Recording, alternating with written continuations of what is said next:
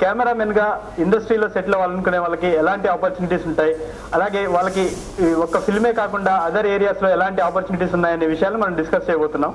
దీని గురించి మాట్లాడడానికి మనతో స్కిండిల్లా digital academy managing director Satish Kumar గారు ఉన్నారు. సతీష్ కుమార్ గారు, గుడ్ ఈవినింగ్ అండి. సతీష్ కుమార్ గారు, ముందుగా ఇప్పుడు ఈ కెమెరామెన్ గా ఎవరైతే ఈ లైక్ ఫిల్మ్ ఇండస్ట్రీలో కావచ్చు, లేదంటే అదర్ అడ్వర్టైజ్మెంట్ ఫిల్మ్స్ కావచ్చు, కార్పొరేట్ ఫిల్మ్స్ కావచ్చు, దీంట్లో ఎవరైతే కెరీర్ స్టార్ట్ చేయాలనుకుంటున్నారో వాళ్ళకి అవకాశాలు ఎలా ఉన్నాయంటారు? మీడియాలోకి రావాలనుకున్నా లేదా ఫిల్మ్ ఇండస్ట్రీలోకి వెళ్ళాలనుకున్నా సరే కెమెరామెన్కి ఒక మంచి అవకాశం చెప్పొచ్చు. అంటే ఎడ్యుకేషన్తో సంబంధం లేకుండా ఒక ప్రొఫెషనల్గా ఎదగాలనుకునేదానికి ఒక టెక్నికల్గా ఈ కెమెరామెన్ ఒక మంచి వృత్తిగా చెప్పొచ్చండి. ఈ కెమెరామెన్గా ఎదగాలనుకుంటే ఫస్ట్ వాళ్ళ దిశని నిర్ణయించుకోవాలి. అంటే ఒక వెడ్డింగ్ కెమెరామెన్గా వెళ్ళాలా, ఒక మీడియాలో న్యూస్ కెమెరామెన్గా వెళ్ళాలా, వీళ్ళు జర్నలిస్ట్ అంటే జర్నలిజంతో పాటు కెమెరామెన్గా చేసే వాళ్ళు ఉంటారు. వాళ్ళకి జర్నలిస్టిక్ టచ్ ఉండాలి. అంటే న్యూస్ ఏది విజువల్ని ఎలా క్యాప్చర్ చేయాలనేది.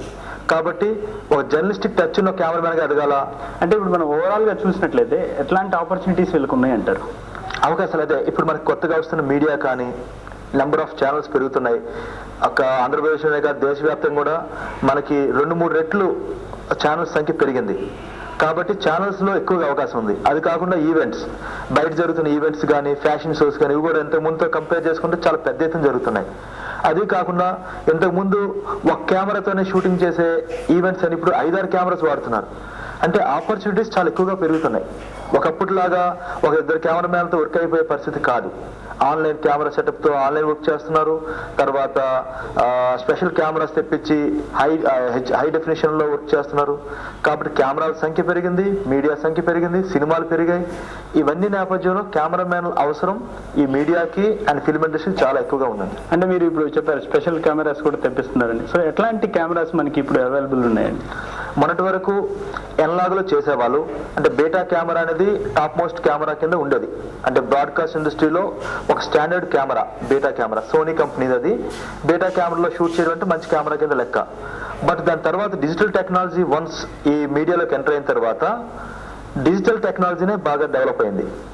ఉదాహరణకి మీకు DVC Pro అనే ఒక కెమెరా, అది ఒక ప్రొఫెషనల్ కెమెరా కింద చెప్పొచ్చు. DVC Pro, DSR 400, DSR 450 ఇట్లాంటి కెమెరాస్ అన్ని కూడాను జనరల్గా ఈ మీడియాలో వాడుతున్నారు, సీరియల్స్ కానీ ఎంటర్టైన్మెంట్కి. ఇకపోతే PD170 అని 102B అని ఇట్లాంటి కెమెరాస్, చిన్న కెమెరాస్, ఇవి సెమీ ప్రొఫెషనల్ కెమెరాస్ కేటగిరీలోకి వస్తాయి.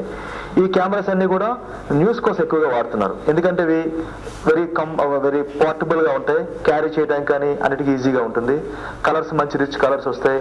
హ్యాండిల్ చేయడం కూడా చాలా ఈజీగా ఎవరైనా హ్యాండిల్ చేయగలుగుతారు. ఈ కెమెరాస్ వస్తున్నాయి.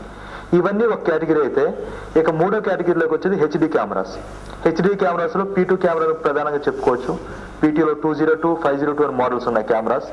ఈ కెమెరాస్ అనేవి టెక్నికల్గా హై వాల్యూ కెమెరాస్గా చెప్పొచ్చు. ఎందుకంటే దీని ఫ్రేమ్ సైజ్ చాలా ఎక్కువ. అంటే 1920x1080 అని చెప్తాం. అది ఆ సైజ్, ఫ్రేమ్ సైజ్. అంటే ఆ ఫార్మేట్ అనేది చాలా రిచ్ ఫార్మేట్. ఫైల్ సైజ్ చాలా పెద్దది.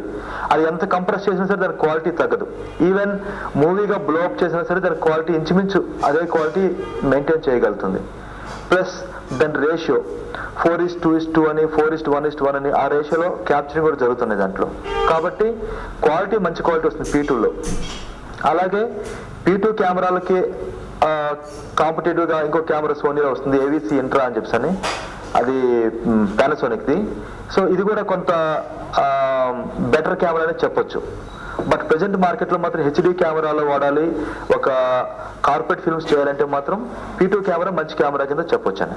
ఓకే, అంటే ఇప్పుడు కెమెరామెన్గా ఎవరైతే కొత్తగా కెరీర్ స్టార్ట్ చేయాలి అనుకుంటారో, సో ఇప్పుడు మీరు డిఫరెంట్ కెమెరాస్ ఇప్పుడు మెన్షన్ చేశారు. ఇప్పుడు కరెంట్ ట్రెండ్ ఎట్లాంటి కెమెరాస్ వాళ్ళు నేర్చుకుంటే బాగుంటుంది? సో ఇప్పుడు ఎక్కువగా యూసేజ్ ఏ కెమెరాస్ యూజ్ చేస్తున్నారు, వేటిలో ట్రైన్ అయితే వాళ్ళకి ఆపర్చునిటీస్ ఎక్కువగా ఉండడానికి ఛాన్స్ ఉంటుందంటారు? ఇప్పుడు కెమెరాస్ వచ్చేసరికి ఇదే చాలా ముఖ్యమైన ప్రశ్న అని. ఎందుకంటే